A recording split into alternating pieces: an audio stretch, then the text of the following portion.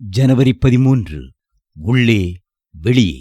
வெளிப்புறம் சுத்தமாகும்படி உட்புறத்தை முதலாவது சுத்தமாக்கு. மத்தேயு 23:26. மாய்மாலம் என்றால் முரண்பாடு என்று பொருள். அது சிந்தனைக்கும் சொல்லுக்கும் உள்ள முரண்பாடு. அதாவது உள்ளொன்று வைத்து புறமொன்று பேசுதல் மற்றும் சொல்லுக்கும் செயலுக்கும் முரண்பாடு. மத்தேயு 23:2-3. வீட்டிலும் வெளியிலும் முரண்பாடு.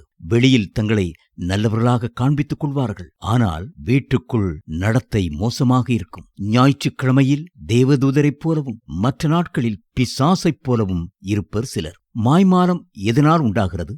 மாய்மாலமாக நடப்பது சரிதான் என பலர் நினைக்கிறார்கள். அப்படி நடந்து கொண்டு பிறர் மேல் குற்றம் காண்கிறார்கள்.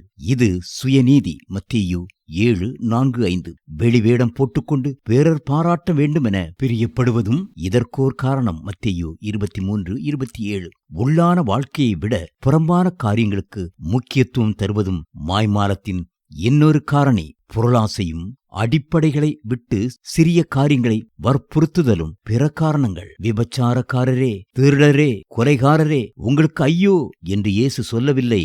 ஆனால் திரும்ப திரும்ப பலமுறை மாய்மாலக்காரரே உங்களுக்கு ஐயோ என்று சாடியுள்ளார். மாய்மாலம் அவ்வளவு கொடியது. மாய்மாலம் பொதுவாக ஆன்மீக பகுதிகளில்தான் அதிகம் காணப்படுகிறது. வாயிலே கடவுளை மக்கள் துதித்து புகழ்ந்தாலும் அவர்கள் இருதயம் கடவுளோடு இருப்பதில்லை. மத்தேயு 15:7-9. கடவுளின் வார்த்தைகளை கேட்பதில் ஆர்வம் காட்டுவர், ஆனால் அதன்படி செய்வதில்லை.